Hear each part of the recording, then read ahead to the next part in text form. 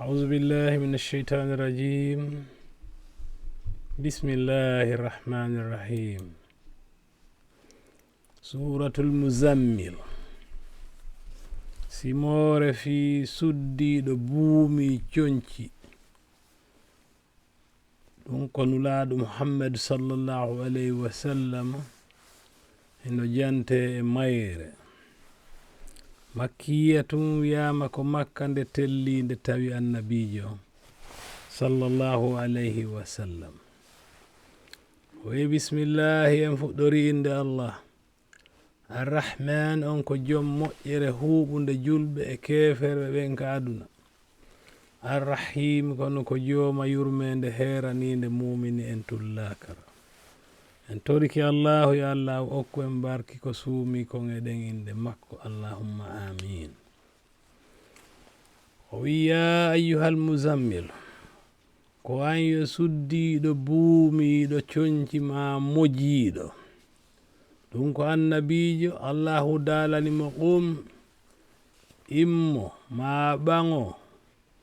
ɓaŋo juula allayla ka nder jemma illa qalilan sina seeɗa e jemma o nisfahu wano feccere jemma o awunqus ma uyta minhu e feccere jemma o qalilan seeɗa aw zid ma ɓeyda alayhi e feccere nden warrattidil qur'an jangu al qur'an tartilan e hattirde jangugol. Naam. Inna no menen ko allahu daali inna no menen sanulgi meɗen bugo ma meɗen cippina alayka e ma an annabijo on qawlan konngol alqur'ana ngol faqilan ko teddugol ma sattugol. O wi inna nashi'ata anduno ko finugol jemma on ka tumbo jemma alleyli e jemma on hiya ko e on saa'i ashaddu ɓurata tiiɗugol wat an hawrondirgol e faamugol ko ɓernde nden jangata ko wa aqwamu ko ɗon kadi ɓurata ɓangugol qiilan e konngol ko jantako. O wi inna laka andu no wodanma an annabijo finnahaari e nder ñalorma on sabhan ɗum ko fubbagol ma jindugol sohlaaji tawilan juutuɗum waskur janto isma rabbika inde jeyɗo ma on ɗum ko wi'a bismillahi rrahmani rrahim watabattal duumoɗa e rewgol allahu kanko to ilayhi kanko jo e kafaade e joomiraɗo tabtilan hattirde duumagol ma hattirde tabintingol ko kanko tu wonɗa e rewde. Rabbu kanko woni jeyɗo almashrigi funnange wal mahribe hirnange la ilaha reweteɗo wo ala dey e hoore goonga illa huwa sina kanko to fattahizuhu jogitomo wakilan hoolorteɗo ma kanko tu woni holmo hoolorta wasbir muñño sattinoɗa ala ma yaquluna e ɗum ko heferɓe ɓe wiya nayma wahajurhum a taƴotoɓe ma selaɓe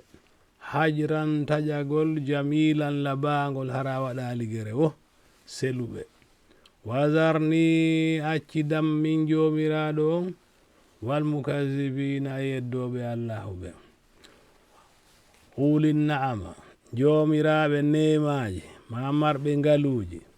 wa mahilhum muññanoɓe tun seeɗa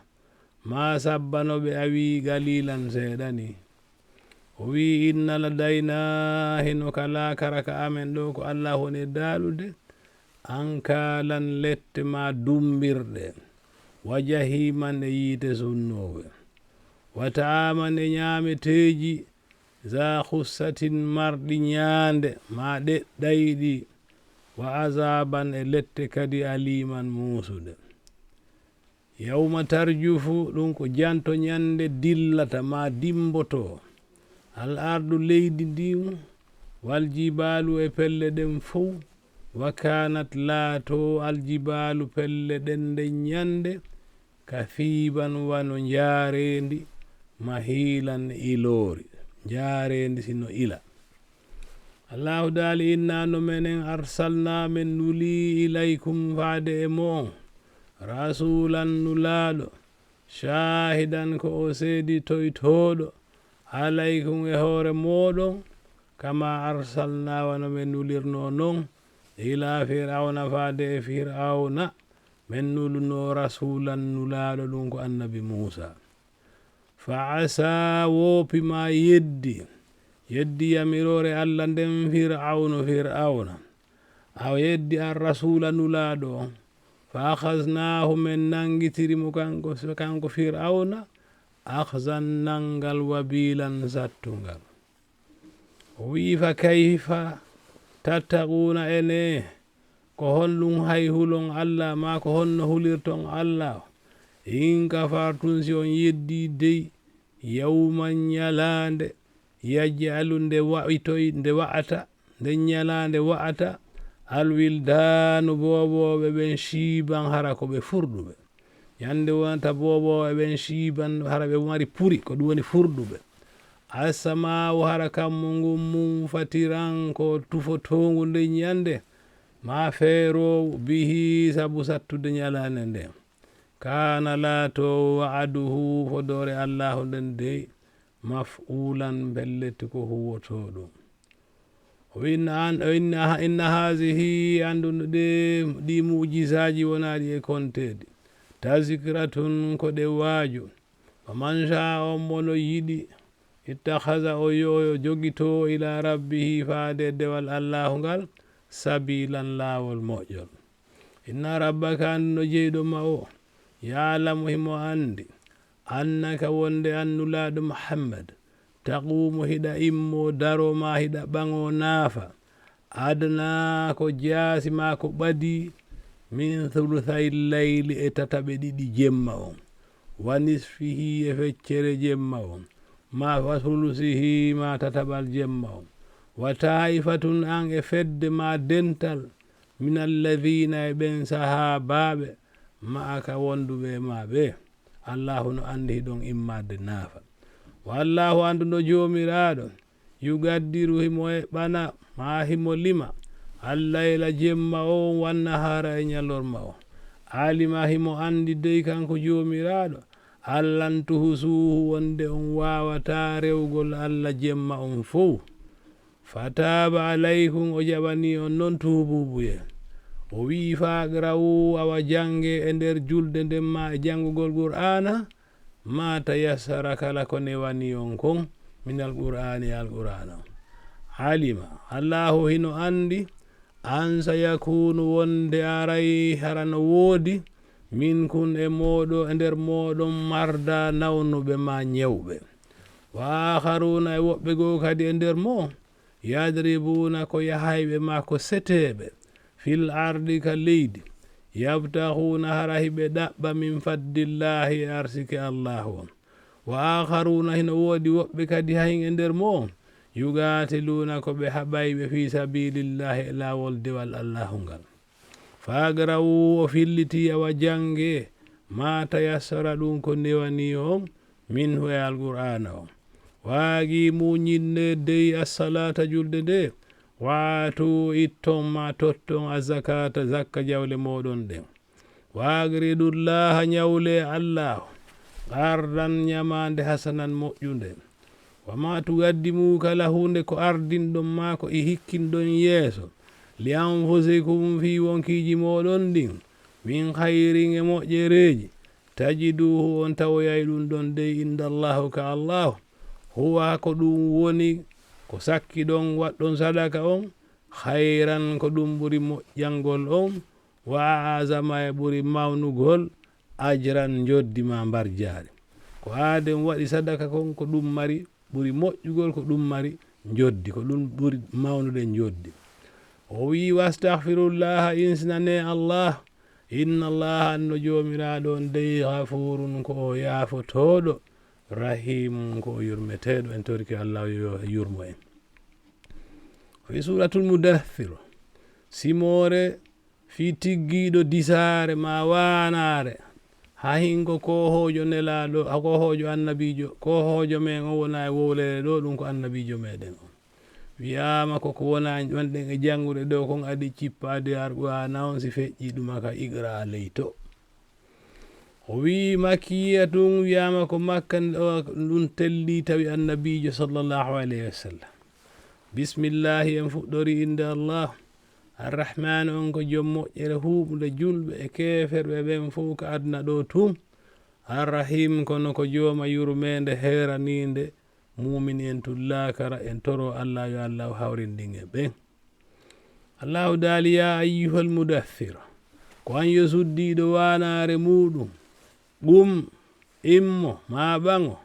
fandir waajoɗa wa rabbaka e jeyɗo ma on fa kabbir mawnimmo e gaya sirko wa thiyabaka e conci maɗin kadi fo tahhir laɓɓinɗi warrijisa sanamuji ɗin fahajir taƴoɗaɗi ma woroɗaɗi wala tamnun hita okkitir hunde ma hita moƴƴo e goɗɗo tastakfiru hara hiɗa ɗaɓɓa ɓurnanede ha ɗaɓɓa yoɓitede ko ɓuri ko moƴƴude ɓuri ɗuɗude ko moƴƴiɗa e o tigi ko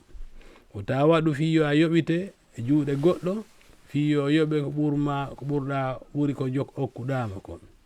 o wi wali rabbika e wonande jeyɗo ma o fasbir muñño sattinoɗa e fi joɗo ma o fa iza nugira hawa sitma woni wuttama ka aladu finna guri ka nguroru ma ka aladu gutufal fa dhalika ko on sa yawma izinde ñande yawmu woni ñalande asirun ko sattunde alal kafirina e hoore heferɓe ɓen hayru yasirin nde wonalde ñalande newinde e maɓɓe Allahu daali dharni accidantum min wama halaktu e ɓen mi tagi wahidan ko goto ɗum ko aaden goto wona e wowlere ɗo kadi sifade muɗum haade yeddunoɗo tawanoɗo ko alyahudiyankoɓe ko wiyeteɗo alwalidu ibnu mughira on ɗon o yedduno nelaɗo o wi waja'altu lahu allahu daali waɗanino on maalan jawdi mamdudan yaajundi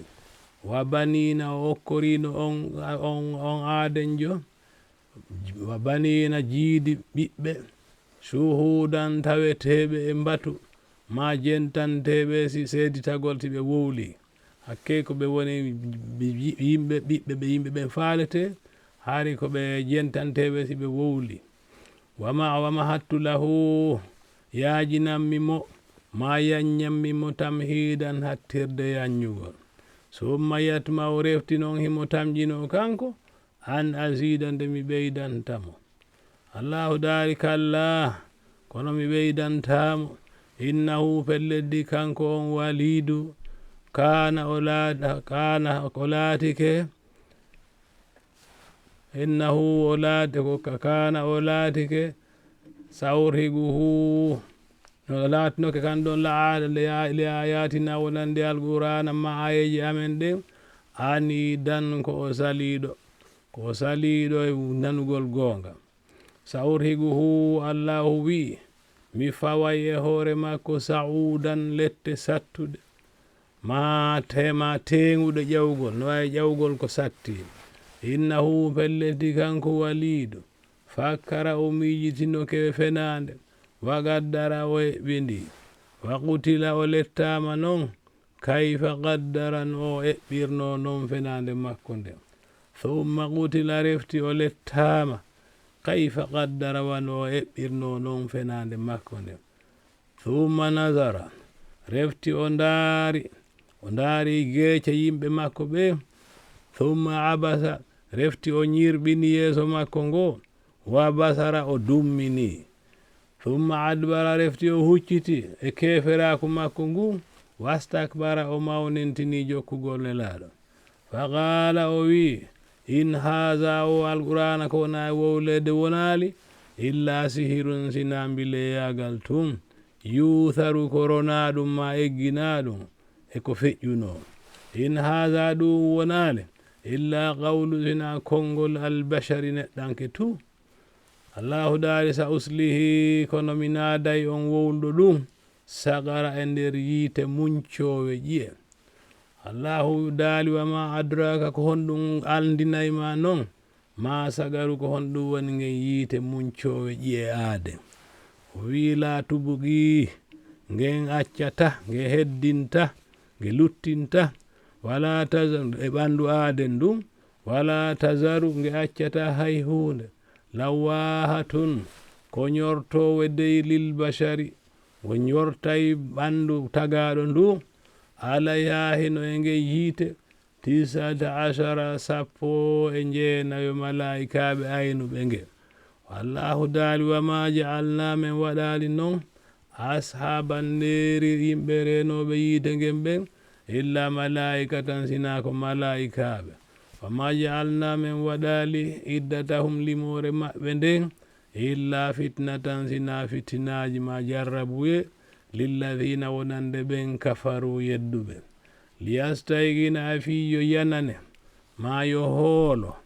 allazina ɓe yahutul kitaba okkaɓe defte wayasdada e fiyo ɓeydan allazina ɓen amanu gomɗinɓe imanan limanako o wi wala yartaba sikkitatako filimore ɓen malaikaɓe hombo woni sikkitatako ko allazina ɓen utul kitaba okkaɓe deftere ɓen hokkanoɓe tawreta ɓen hiɓe andi ɗum wal muminuna e gomɗinɓe ɓen kadi sikkitatako ɗum hiɓe andi ko goonga waliyaqula a fiyo wi'u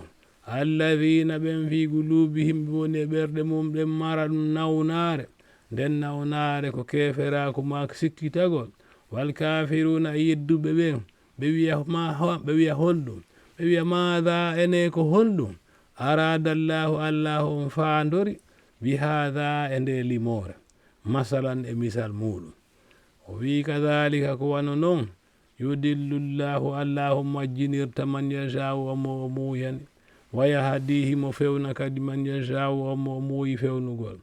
wama ya'lamu andata noon junuuda limore konwuli malaikaɓe ɓe rabbika jeyɗo ma on ko kanko konwuli jeyɗo ma on illa huwa sina kanko wama hiya yiite sagara ngen wonali illa zikra sina ko nge waaju lil bashari wonande neɗɗanke o wi kalla ko yo henane wal qamari allahu wodiri lewru ndun wal leyli allahu wodiri jemma on iza adbara si o hucciti wa subuhi allahu wodiri kadi subaka on bimbi iza asfara si o feeñi o feeri inna wondi honɗum inna ha wonde pelletti nge yiite wiyetenge sagara muncowe ƴiye gaɗɗo li ahada ɗum ko hunde wotere tun alkubari e nder tanaji mawnuɗi ɗi yiite ngen ko e hunde wotere e nder tanaji ma letteji mawnuɗi ɗin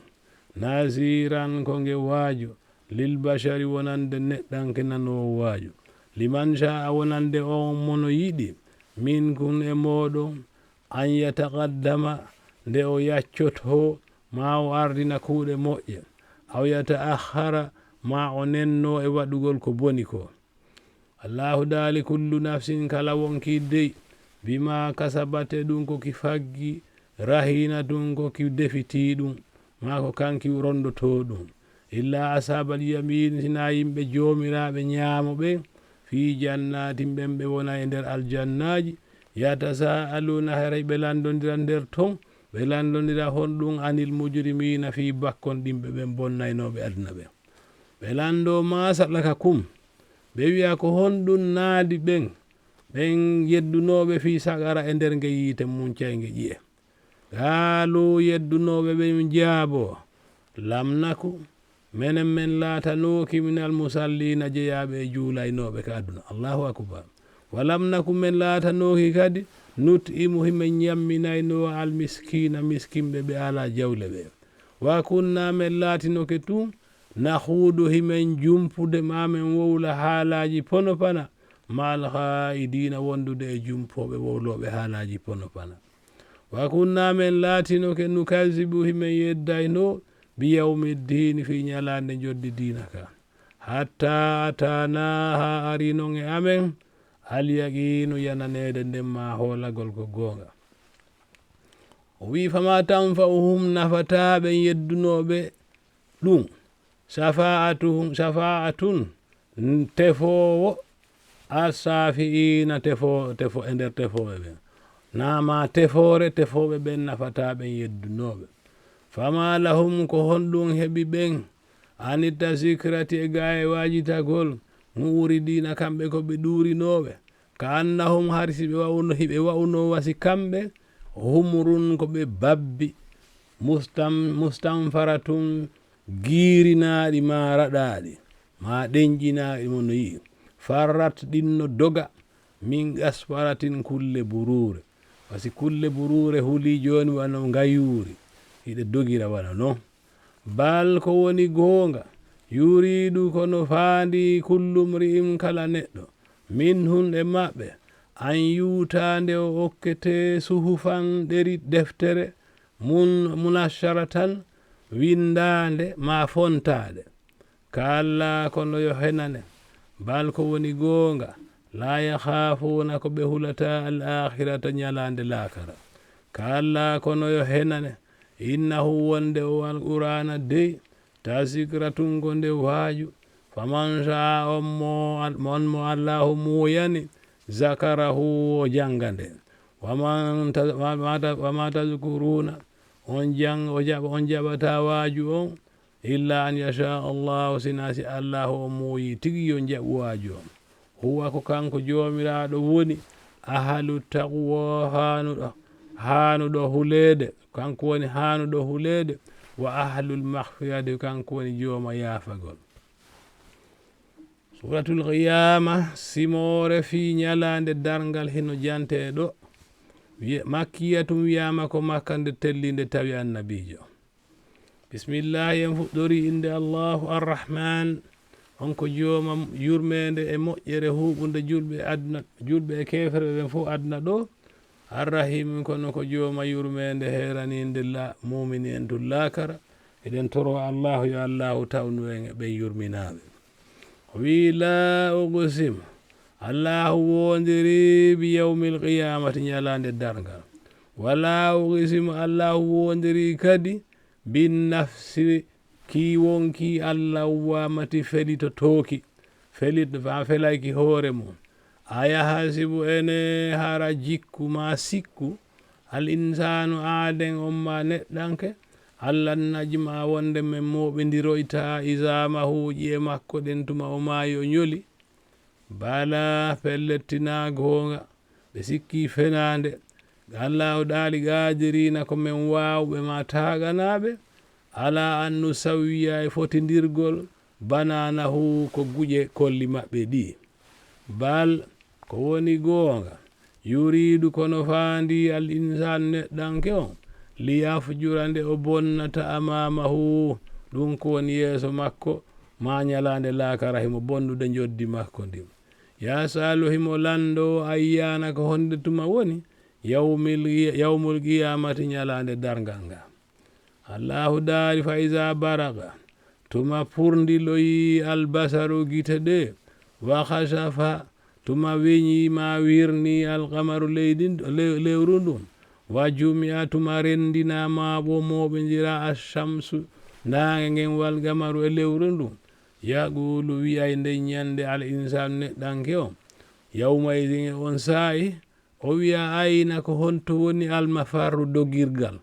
ko honto aden wawi dogirde laawo kalla kono ala la wazara dogirgal ala ma oñorgal ala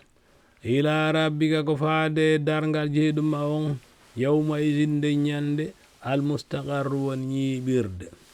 yunabbawu no yoɓe ma no humpite al insanu neɗɗanke on yawma idin nde ñande bima qaddama ɗum ko ardinno wa akhara e ko sakkittinno bal ko woni goonga al insanu ko neɗɗanke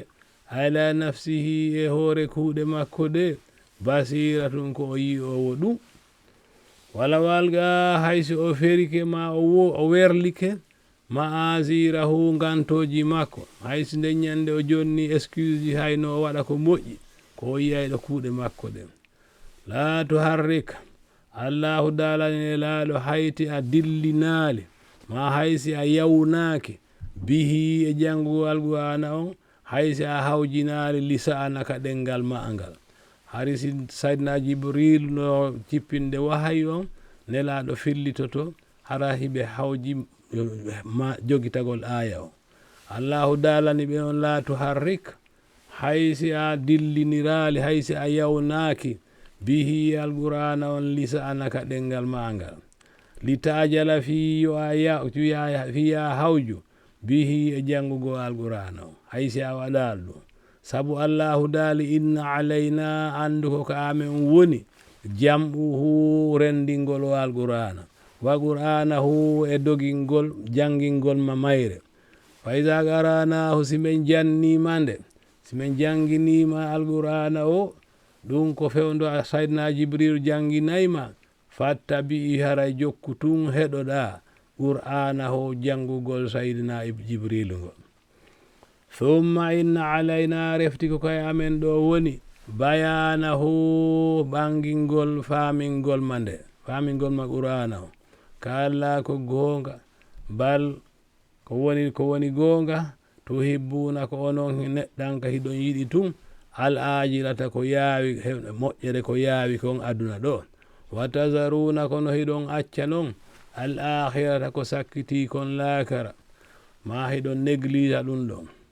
o wi wujuhum gece mumini en yawma isin ñande dargal naziratun ko moƴƴuɗe ngari ma labaɗe ila rabbiha faade e jewma majje nasiratun ko ndaroyoje wiyama ñande dargal si tawi ñawoje ɗe lanni natoɓe aljanna ɓe naati allahu holla ɓe jaati makko yeeso makko gon ko ɗum woni nasiratun ko ɓe yiyowo yeeso maɓɓe o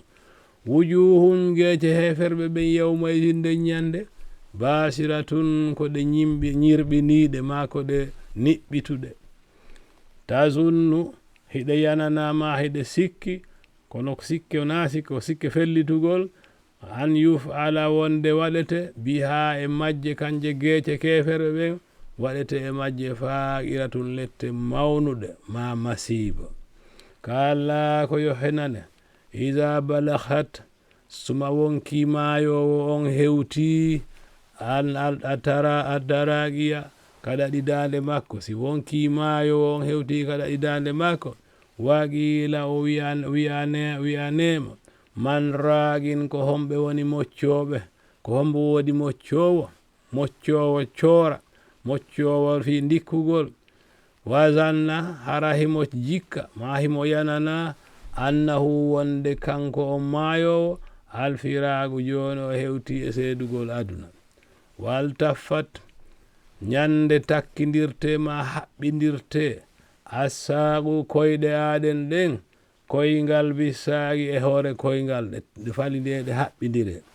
ila rabbika faade ka ko faade e jeyɗo ma o yawma idin woni nde ñalande almathaqu woni ruttorde ma woni soggirde lawdali fala saddaga on yedduɗo gomɗinaali wala salla o juulano aduna walakin kono non kaddaba o yeddino alqur'ana watawalla o salike summa zahaba refti o yahi kadi ila ahlihi ka yimɓe makko ɓe yatamatta himo bunga himo leeƴo wallahu daali awla laka hananima an on yeddunoɗo halkare fa awla ko ɓuri hanangol ma an ko halkare thumma awla laka o filliti kadi refti hananima halakuye fa awla pelleti ko yiɗa handi e ɗum allahu daali aya hasibu ene hara sikku al insanu neɗɗanke o an yutraka wonde o accitete tun sudan ninani o accitire o tagete tun o accitire ninani alam yaku ene neɗɗanke on wonano nutufatan toɓɓere min maniyin iwde e ndiyam maniyu tumna fewndo ɗan hibba thumma kana refti o laati alagatan ko heɗɗere ƴiiƴam fa halaga allahu tagi fa sawwa o fotidiri tere makko fa jaala o waɗi minhu e on maniyu o waɗi e ɗum azzawjayi noneji ɗiɗi resindirayɗi gorko e debbo azzakara gorel wal untha e suddiɗo alaysa dhalika ene ɗum ɗon hollali wonde lanɗo waɗuɗo ɗum on bigaderin ko hattanɗo wawɗo ala an yuhya e wurnitoygol almawta mayɓe ɓen jabawol ngol pelleti ko himo wawi o wi suratul insana simore fi neɗɗanke tagaɗo hino jante e mayre makkiyatu wiyama ko makka nde tellinde tawi annabijo o wi bismillahi rrahmani rrahim bismillahi en fuɗɗori inde allahu arrahman on ko jooma moƴƴere huuɓunde julɓe ɓen e kefere ɓen fof ko aduna ɗo arrahim kono jooma yurmede heraninde gomɗiɓe ɓen tullakara en toriki allahu yo allahu hawrindin en e ɓen nde moƴƴere makko allahu dayi hal ata ene arano ma ko pelletti arino alal insan e neɗɗanke on aaden hinun arino e saa'i hinun ko saa'i min addahari e jamanu lam yakun hari o laataki ko tagaɗo o laataki shay'an hay hunde mazkuran jantande ma andande allahu dali inna no menen halagnamen tagi al insana neɗɗanke o min nutfatin iwde e toɓɓere maniwo amshajin nden ko jillande nabtalehu himen jarribomo non faja'alnahu men waɗamo so men waɗanimo sami men waɗimo kanko kan sami an ko o nanowo basiran ko o yi'owo hemo mari gite inna no menen hadaynahu men fewninomo ma men ɓanginanimo assabila lawol peewal imma shakiran ko siko o wonay tun yettowo allah gomɗinowo wa imma kafuran e si o wonay yeddowo dullowo moƴƴere allah nde inna no menen atadna men hebli ma men marani lil kafirina wonande heferɓe ɓe min marani ɓe honɗum salasilan ko jolokoji awa ahlalan e kolomboje wa zairan e yiite dulboyo allahu akbar innal abrara anduno ɗigguɓe ɓen non ma moƴƴinnoɓe dewal ɓe yashrabuna ɓen ɗon ɓe yaray min ka ma ɓe yariray min kaasin e peletoy ma ñeeru koy kana laato misaju ha ko ɓe yarata kon ko jilla e ko ɓe yarata kon kafuran ko piiji ko ndiya ko uuru ɗum tuppete e ko ɓe yarata kon aynan e ɓulli yashrabu hino yara biha e ɗin ɓulli ibadullahi jiyaɓe allahu ɓe yufajjiruna ha hara hiɓe ilinira yarete ko yarete kon tafjiran hattirde tubbingol ma hiɓe ñeɗa ha ila hattinde tubbingol wa yufuna hara hiɓe hunna hiɓe timmina bin nusuri takke maɓɓe ma piiji ko ɓe foduno kon jomiraɗo ɓe foduno jomiraɗo kon ɓe foduno ɓe hunni wa yakhafuna hiɓe hulayno kamɓe yawman ñalande kana laatinde sharruhu kulol bone mayre on mustatiran ko sakitiɗum laatino ɓen hulunoɓe allah wa yutimuna hiɓe ñamminayno atta'ama ñameteji ɗin ɓe ñamminaɗi ala hubbi e hoore yiɗugol ñamete on na okkitirgol ko o tigi yiɗa kon ko ala hubbihi ko okkitirgol ko yiɗi miski ɓe okkitira ɗum miskinɓe ɓe wayatimam e alyatimaɓe ɗum ko fayɓe wonɗuɓe wiyete alyatima wa asiran e dahaɓe ma nangaɓe jogitaɓe okkora ɓen ɗon kadi kasoɓe innama nutimikum ɓe wiya noon si ɓe okkorde ɓen menen komin okkiranta on liwajihillahi ko fi ɗaɓɓugol yeeso allahu go si ɓe okkorde ɓen ɓe okkata hara hiɓe andi ko ɓe woni ɗaɓɓude wona yettore ɓeeɗa on ko fi tuñyo yeeso allahu ngon ayi o wi la nuridu min fandaki fewdo min okkata on minkum ko iwi e moɗon jaza an joddi yon yoɓumen wala shukuran wona kadi yo mantumen ma yo yettumen mi ɗaɓɓirali ɗum fi yo mantumen inna no menen nakhafu himen hulitum min rabbina yude jeyɗo men o yawman ñalande abusan kanude ma ñirɓindiɗe gam tariran tiiɗunde kanugol fawaqahumullahu allahu on dandi ɓe sharra bone lette zalikal yawmi nde ñalande walaqahum hawrindini ɓe nadratan jalbude geece ma moƴƴugol ngari wasururan e welo weloji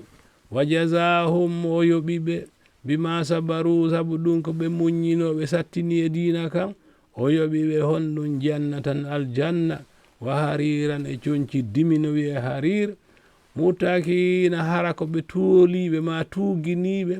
fiha ka nder aljannaji toon alal ar'aiki e hoore danɗe ma e hoore daɗɗule la yarawna ɓe yiyata ma ɓe tawata fiha nder ton ka aljanna ɓe tawata ton shamsan nange nguli nange hewdataɓe ton wala zam hariran wona kadi ɓuuɓol wano ndungu hewdataɓe ton wadaniyatan ko ɓattina ɗum alayhim e maɓɓe zilalu ha dow diji leɗɗe aljanna ɗen wa zullillat ko elta ɗum kadi utufu ha ɓiɓɓe leɗɗe ko woni ton kon kadi ko elta ɗum taslilan hattirde eltugol hara woɗɗa hewon hendagol maɓɓe no woɗɗa juuɗe maɓɓe wayutafu hino yiiline ma hino wangine alayhim e maɓɓe bi aniyatin hara ɓe wondi e miran hoy min fiddatin hara ko miran hoy kaalisi wako wabin e ñeeru koy kanat laati koy gawariran ko biinije miranji ɗin no jalbiri wa weeruji ma birije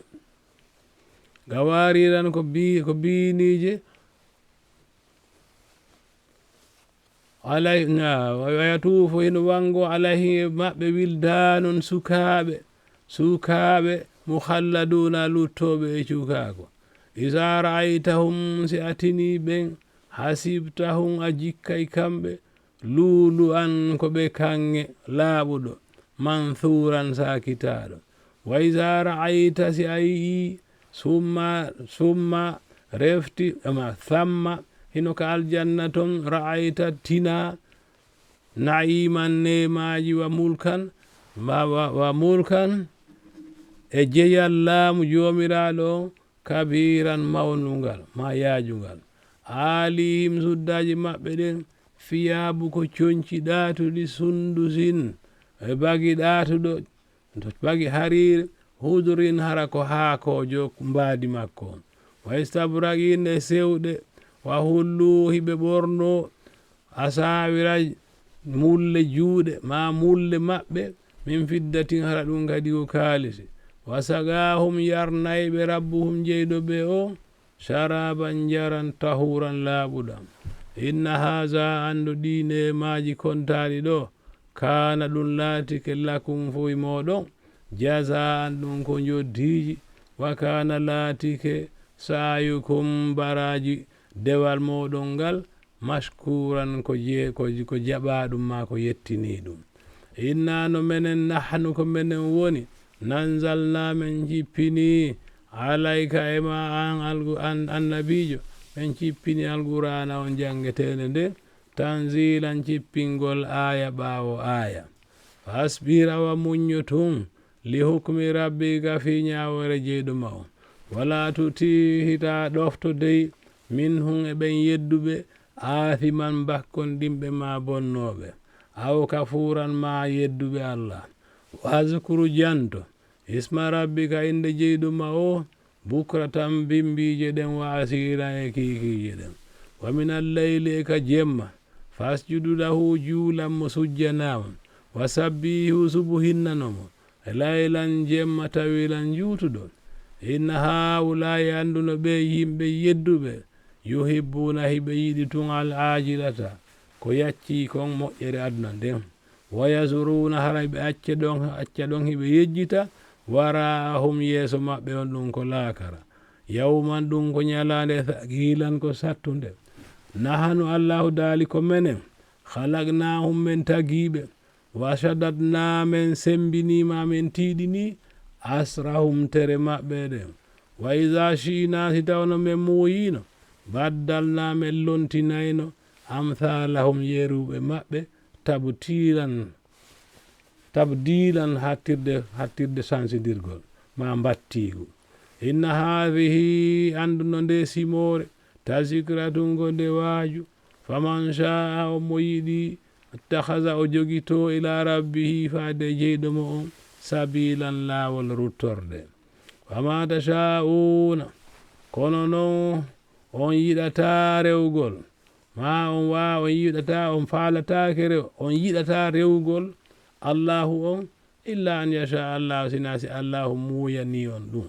inna allaha anno jomiraɗo kana o sifori aliman ko anduɗo hakiman ko ñeñuɗo yudhilu himo naata ma himo naada man yashau on mo muyani fi rahmatihi e nder yumede makko nde wa zalimina toñoɓe ɓen non adda lahum o kambaniɓe dey ma o maraniɓe adaban lette aliman musuɗe en torki allah walla danɗon tawede ɓen sadaqa allahu maulana alazim wa ballaha rasulul karim wa nahnu ala ma qala rabbuna wa khaliquna wa raziquna maulana min ash-shahidin allahumma rabbana taqabbal minna allahumma amin allahumma amin